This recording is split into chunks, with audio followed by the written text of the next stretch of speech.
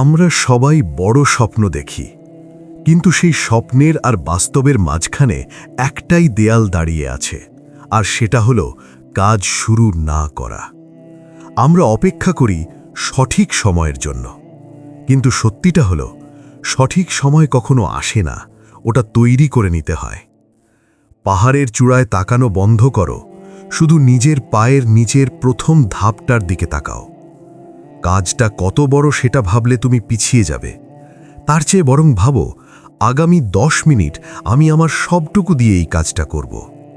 মনে রেখো, একটা ছোট শুরুই বড় সাফল্যের জন্ম দেয়।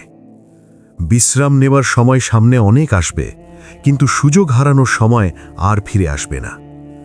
আজ তুমি যে কষ্টটা করছো, কাল সেটা তোমার শক্তিতে পরিণত হবে। তোমার অলসতা তোমাকে আরাম দিচ্ছে ঠিকই, কিন্তু তোমার ভবিষ্যৎকে অন্ধকার করে দিচ্ছে। অজুহাত দেওয়া বন্ধ করো, ফোনটা রাখো, সোফা থেকে ওঠো।